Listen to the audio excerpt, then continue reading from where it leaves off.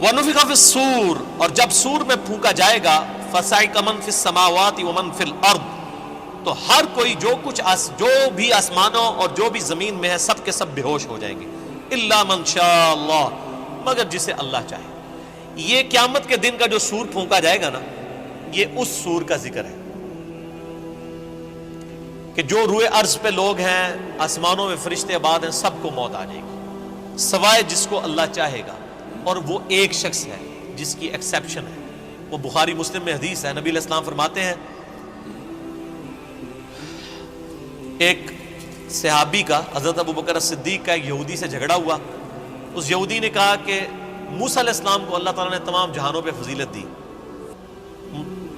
صحابی نے کہا کہ نبی علیہ السلام کو سارے جہانوں پہ فضیلت دی، آپس میں جھگڑا ہوا تو اس صحابی نے نبی علیہ السلام کی محبت میں اس یہودی کو تھپڑ مار دیا۔ یہ بخاری مسلم دونوں میں مقدمہ نبی علیہ السلام کے پاس پیش ہوا، آپ نے اپنے صحابی کو ڈانٹا اور فرمایا مجھے یونس پہ بھی فضیلت مت دو، اور یونس وہ ہیں کہ جن پہ اللہ تعالیٰ کی طرف سے عطاب آیا،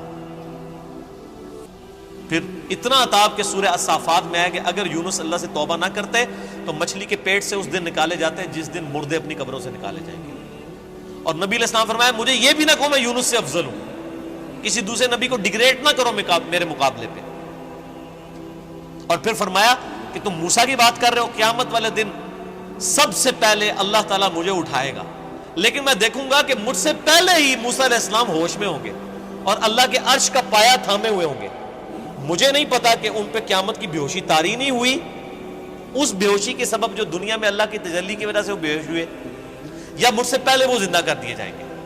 یعنی حضرت موسیٰ علیہ السلام کو یہ جزوی فضیلت تمام پیغمبروں پہ حاصل ہے کہ سب سے پہلے ان کو قیامت والے دن اٹھایا جائے گا، یا ان پہ قیامت کی بے ہوشی طاری نہیں ہوگی کیونکہ دنیا میں وہ ایک دفعہ بے ہوشی گزار چکے ہیں اللہ تعالیٰ کی تجلی کی وجہ سے، جو سورۃ الاعراف کے اندر آیا۔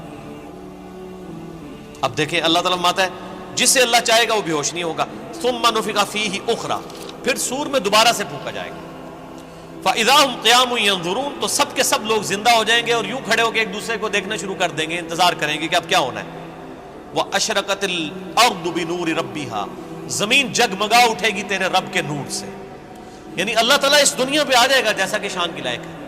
وجاء ربک والملک صفا صفا، سورۃ الفجر میں آتا ہے نا کہ اللہ تعالیٰ اور فرشتے قطار در قطار اس دنیا پہ اتریں گے، اسی دنیا کے اوپر میدان محشر قائم ہونا ہے۔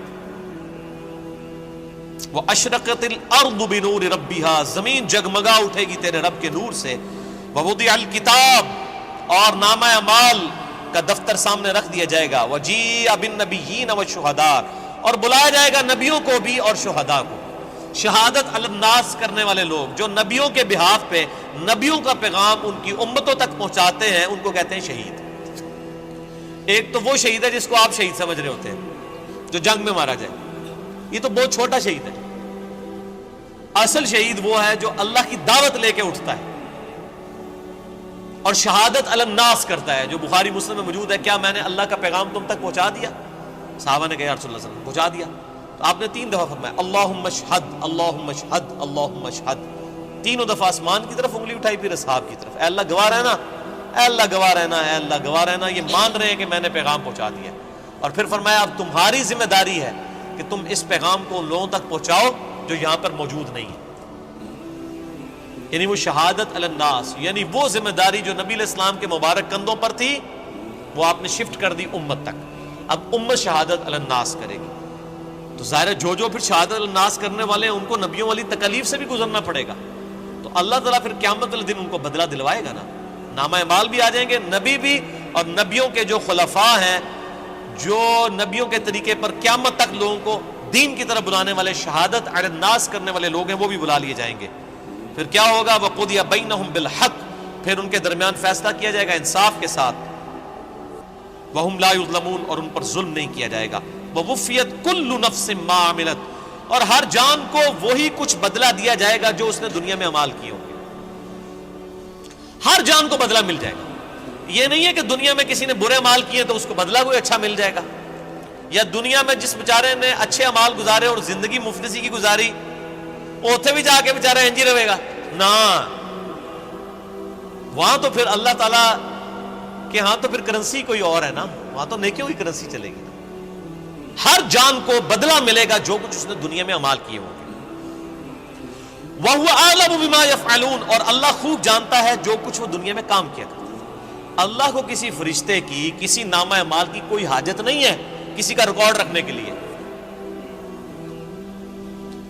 ریکارڈ تو کئی ایک ریکارڈ جو ایسے نکلیں گے کہ جو اللہ کے حضور وہ نیکی شماری نہیں کی جائے گی. جو ریاکاری والی نیکیاں ہیں فرشتوں نے تو لکھی ہوگی. فرشتوں کو تو نہیں پتا کہ کسی شخص نے یہ دکھلاوے کے لیے مسجد میں ٹائلیں لگوائی ہیں اور مسجد کے کنواں کھدوایا ہے, یا مسجد میں ٹوائلٹ بنوائے, یا مسجد میں قالین بچھوا دیا, یا مسجد کے اندر اس نے ایئر کنڈیشن لگوا لیا, یہ لوگوں کو دکھانے کے لیے لگایا تھا اس نے, یا میری رضا کے لیے لگایا تھا, اللہ کی رضا کے لیے, یہ بات فرشتوں کو نہیں پتا. فرشتے علم غیب تو نہیں جانتے, اسی لیے ان کے نامہ اعمال میں ایسی نیکیاں نکلیں گی.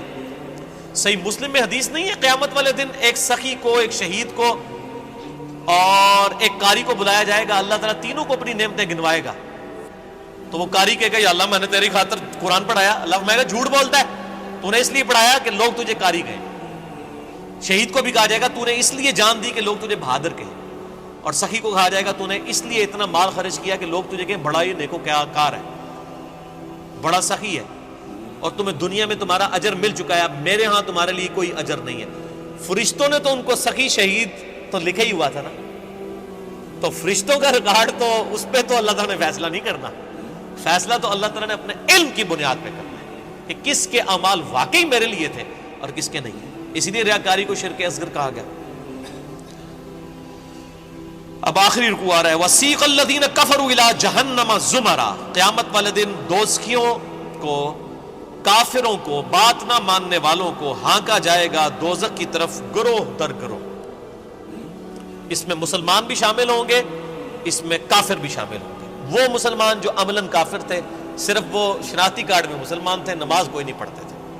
حتی اذا جاؤہا, جب کہ وہ دوزخ کے پاس آئیں گے, فتحت ابوابہا, تو دوزخ کے دروازے ان کے لیے کھولے جائیں گے. وقال لهم خزنتہا, تو اب دوزخ کے اوپر جو داروغہ ہے, خزانچی ہے, جو سمجھ لیں وہاں کی مینجمنٹ چلا رہا ہے, حضرت مالک علیہ السلام, سورہ الزخرف میں ان کا نام بھی آیا. تو دوزخ کے پورے معاملات ان کے انڈر ہیں, چیف ایگزیکٹو ہیں وہاں کے. تو جب دوزخیوں کو لایا جائے گا نا دوزخ کے دروازے پہ, تو پہلے جو جنہوں کہتے ہیں پہلا مینا جڑا نا انہوں نے مارنا ہے. وہ خزانچی کیا کہے گا؟ وقال لهم خزنتها, وہ خزانچی کہے گا الم یاتکم رسل منکم, اوے تمہارے پاس کوئی رسول نہیں آیا تھا دنیا میں؟ اوے بدبختو دوزخ تک پہنچ گئے ہو, کیا تم ایسے لوگ ہو کہ جن کے پاس کوئی رسول نہیں آیا کہ ان کو پتہ ہی نہیں چلا؟ اصل میں تو رسول آیا ہوگا, یہ ان کو ٹونٹ کروایا جا رہا ہوگا. اور آپ قربان جائیں, اللہ نے آپ کے اوپر کتنی نعمت تمام کی اور میرے اوپر کتنی نعمت تمام کی کہ قیامت کے دن کا ڈراپ سین وہ ویڈیو پہلے ہی قرآن میں چلا کے بتا دیے کہ یہ کچھ ہونا ہے. اگر یہاں میں کسی کو یہ مستقبل کی ویڈیو دکھا دوں آپ میں سے کہ جی آپ میں سے جو فلاں شخص بیٹھا ہوا ہے, جیسے ہی یہاں سے سیڑھی اتر کے روڈ کراس کرے گا ٹرک کے نیچے آ کے مارا جائے گا, ویڈیو ویکھ لے اپنی, اے تم نکلنا ہی نہیں ہو, تسی کہنا میری کمر ہی تے بنا دو, میں یہ ہوں سے اٹھتا, یہی ہوگا نا. لیکن یہ قیامت کے دن کا ڈراپ سین بتایا جا رہا ہے, لوگوں کے کان پہ جوں تک نہیں رینگتی. اور اکثر لوگوں کو تو وہ یہ چیزیں قرآن پڑھنے سے ہی دور رکھا جاتا ہے. تو اللہ تعالیٰ ماتا ہے کہ وہ خزانچی کہے گا تیرے پاس کوئی رسول نہیں آئے تمہارے پاس, منکم یتلون علیکم آیات ربکم, جو تمہارے رب کی آیات تم پر تلاوت کرتے, وَيُنذِرُونَكُمْ لِقَاءَ يَوْمِكُمْ هَذَا, اور تمہیں ڈراتے آج کے دن کی ملاقات سے کہ تمہیں اپنے رب کے حضور پیش ہونا ہے. اس جو یہ ملاقات ہونے والی تھی اس کا ڈر سنانے والا کوئی پیغمبر دنیا میں نہیں آیا تھا. اب دیکھ لیں اللہ کے حضور بزرگوں والا کوئی کنسپٹ نہیں ہے. اللہ کے حضور دائی جو ہے, امام جو ہے, وہ صرف پیغمبر ہے. یہاں تو ہونا چاہیے تھا نا کہ کوئی بزرگ نہیں آئے, کوئی فرقیاں دے بزرگ, کوئی شیخ الحدیث جنہوں نے تانوں گل دسی ہوئے, وہ سارے کے سارے ڈاکی ہیں. اصل میں جو ریپریزنٹیٹیو ہے گاڈ کا آن دا فیس آف ارتھ وہ صرف پیغمبر ہوتا ہے, باقی تو سب ڈاکی ہیں, سب کے سب, وہ تو مڈل مین ہے. اصل میں جو پرسنالٹی ہوتی ہے وہ صرف پیغمبر ہوتا ہے. قالوا بلا، وہ کہیں گے ہاں کیوں نہیں، آیا تو تھا، ولکن حقت کلمۃ العذاب علی الکافرین، لیکن اب کیا ہو سکتا ہے، جو بات نہیں دنیا میں مانتے تھے اپنے پیغمبروں کی، ان پر اللہ کا عذاب تو آ کے رہنا تھا، ہم نے دنیا میں بات نہیں مانی، ہمارا یہ انجام ہو کر ہی رہنا ہے۔ قیل ادخلوا ابواب جہنم خالدین فیہا، کہا جائے گا کھولو دوزخ کے دروازے، داخل کر دو ان میں، ان کو ہمیشہ کے لیے۔ فبئس مثوى المتکبرین، کیا ہی برا ٹھکانہ ہے تکبر کرنے والوں کا۔ اور تکبر کی ڈیفینیشن میں پہلے بتا چکا صحیح مسلم سے کہ تکبر یہ ہے کہ تم حق بات سے اناد کرو اور لوگوں کو حقیر سمجھو۔ اب سائملٹینیس کنٹراسٹ، اہل جنت جو ہیں وہ کیسے پیش ہوں گے؟ وسیق الذین اتقوا ربهم الی الجنۃ زمرا، اہل جنت کو بھی گروہ در گروہ جنت کی طرف لے جایا جائے گا، یعنی جنتی بھی گروہوں کی شکل میں چل رہے ہوں گے۔ ظاہر ہے کہ کسی ایک دائی کی آواز پہ لبیک کسی نے کہا ہوگا، یعنی ہر زمانے میں حق کی آواز بلند کرنے والے لوگ موجود ہیں جنہوں نے اپنی عبادت نہیں کروائی، اللہ کی عبادت کروائی۔ ایک وہ لوگ آواز بلند کرنے والے ہیں جنہوں نے اپنی تجوریاں بھری، جنہوں نے اپنے نذرانے بھرے، جنہوں نے لوگوں کو اپنی ذات کی طرف لگایا، اور جب ان سے کہا گیا کہ اللہ کے ساتھ لگاؤ تو کیا جو پیچھے تو اللہ ہی ہے نا جی، اور جب کہا گیا کہ نبی علیہ السلام کے ساتھ لوگوں کو جوڑو تو انہوں نے کہا یہ بزرگ جو ہیں جو ہمارے امام ہم نے کھڑے کیے ان کے پیچھے نبی علیہ السلام ہی ہے۔ نبی علیہ السلام کو بھی بیک فٹ پہ کر دیا، اللہ کو بھی بیک فٹ پہ کر دیا۔ ان بزرگوں کی بات نہیں ہو رہی، واقعی جنہوں نے اللہ کی دعوت دی ہے، شہادت علی الناس کرنے والے گروہ در گروہ جنت میں داخل کیے جائیں گے۔ حتی اذا جاؤہا، یہاں تک کہ جب وہ جنت کے دروازوں کے پاس پہنچیں گے، وفتحت ابوابها، تو جنت کے دروازے پہلے ہی کھلے ہوں گے۔ پوائنٹ ٹو بی نوٹڈ، دوزخیوں کے لیے دروازے پہنچنے کے بعد کھولے جائیں گے، اور جنتیوں کو جب جنت کے دروازے پہ لایا جائے گا تو پہلے ہی کھولے ہوئے ہوں گے۔ اللہ تعالیٰ ان کو ایک لمحے کے لیے بھی تکلیف نہیں دینا چاہے گا کہ ان کے لیے کوئی سسپینس باقی ہو کہ پتہ نہیں اب یہ کون سا دروازہ کھولنے والا ہے، اور جنت کی خوشبو کتنی دور سے آ رہی ہوگی، تو پہلے ہی جنت کے دروازے کھلے ہوں گے، اتنا ڈیلے بھی اللہ تعالیٰ ان کے لیے نہیں کرے گا۔ وہاں پہ خزانچی نے کیا کہا تھا، تمہارے اندر کوئی رسول نہیں آیا کہ تمہیں کوئی صحیح بات بتاتا؟ وہ کہیں گے ہاں جی آیا تھا لیکن ہم نے بات نہیں مانی۔ یہاں پر جو رضوان ہے جنت کا داروغہ، وہ کہے گا وقال لهم خزنتها، کہے گا جنت کا خزانچی سلام علیکم، کہے گا تم پر سلامتی ہو، طبتم، اور بڑے ہی اچھے رہ گئے ہو تم لوگ، بڑے پاک صاف لوگ ہو تم، فادخلوها خالدین، اب ہمیشہ کے لیے جنت میں داخل ہو جاؤ۔ کہے گا بڑے چنگے رہ گئے ہو تسی اللہ دے بندے ہو، تکو دوسرے نال کی پہ ہوندا جائے۔ وقالوا الحمد للہ الذی صدقنا وعدہ، اب ظاہر جنتی جو ہیں ان کی تو پھر روش ہی کچھ اور ہے، وہ کہیں گے تمام تعریفیں اس اللہ کے لیے جس نے ہم سے جو وعدہ دنیا میں نبیوں کے ذریعے کیا تھا نا کہ دنیا میں اللہ کی مان کے چلو تو جنت تمہاری مرضی کی تمہیں ملنے والی ہے، تمام شکر اس اللہ کا ہے جس نے اپنا وعدہ پورا کیا۔ وَأَوْرَثَنَا الْأَرْضَ نَتَبَوَّأُ مِنَ الْجَنَّةِ حَيْثُ نَشَاءُ، اور اس نے ہمیں ایسی جنت کا وارث کر دیا کہ جس میں ہم جہاں چاہیں گے رہیں گے۔ فَنِعْمَ أَجْرُ الْعَامِلِينَ، پس کیا ہی بہتر اجر ہے عمل کرنے والوں کا۔ دودھ پینے والے مجنون نہیں، عمل کرنے والے، عمل کیے بغیر کچھ بھی نہیں ہونا، خالی کھوکھلے نعروں سے کچھ نہیں ہونا۔ اللہ تعالیٰ مارے کہ کیا ہی بہتر اجر ہوگا عمل کرنے والوں کا۔ وَتَرَى الْمَلَائِكَةَ حَافِّينَ مِنْ حَوْلِ الْعَرْشِ، تم دیکھو گے اس دن کہ فرشتے اللہ کے عرش کے گرد جو ہے وہ گھیرا ڈالے ہوئے ہوں گے، یسبحون بحمد ربہم، اپنے رب کی تسبیح بیان کر رہے ہوں گے حمد کے ساتھ۔ وہ بخاری مسلم میں آ گیا، بخاری کی آخری حدیث یہی ہے۔ اللہ تعالیٰ کو دو کلمات بہت پسند ہیں جو زبان پہ ہلکے ہیں لیکن میزان عمل پہ بہت بھاری ہیں، سبحان اللہ و بحمدہ سبحان اللہ العظیم، یہی فرشتوں کا کلام ہوگا۔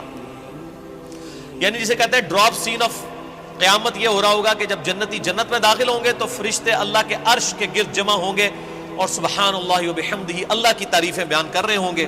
وَقُضِيَ بَيْنَهُمْ بِالْحَقِّ، اور ان کے درمیان فیصلہ کیا جائے گا حق کے ساتھ، پرپز فل، با مقصد۔ جس نے دنیا میں اچھے مال کیے اسے اچھا بدلہ، جس نے برے مال کیے اس کے لیے برا بدلہ۔ وقیل الحمد للہ رب العالمین، اور ہر طرف سے یہ صدا آ رہی ہوگی، الحمد للہ رب العالمین، الحمد للہ رب العالمین۔ یہ قیامت کے دن کا ترانہ ہوگا، الحمد للہ رب العالمین۔ کیوں؟ یہ ساری کائنات اسی نے سجائی، اسی نے مخلوقات کا سلسلہ شروع کیا، اسی نے زندگی اور موت کے معاملات رکھے۔ یہ پورے کے پورا جو ایک آپ سمجھ لیں سٹیج سجایا گیا تھا نا، اس کی کنکلوژن جنت اور دوزخ کی شکل میں ہوگی نا جب، تو جنتی جب جنت میں پہنچیں گے نا، تو بس حقیقت بات ہے کہ یہاں بیٹھ کے احساس ہو رہا ہے کہ جس شخص کو دوزخ سے بچا لیا جائے گا تو اس کی تو زبان سے ہی تسبیحات ختم ہی نہیں ہوں گی، شکر ہے یا اللہ تیرا، شکر ہے یا اللہ، تیرے لیے ساری تعریفیں ہیں، تو نے بچا لیا۔ تو قیامت کے دن حمد کا ترانہ کیا ہوگا؟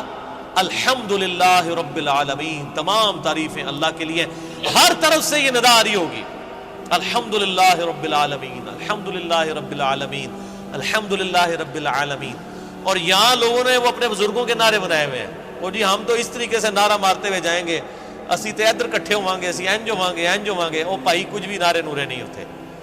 ایک اللہ کی حکومت ہے، لمن الملک اليوم للہ الواحد القہار، آج کے دن کس کی بادشاہت ہے؟ ایک اکیلے اللہ کی، جو سب پہ چھایا ہوا ہے۔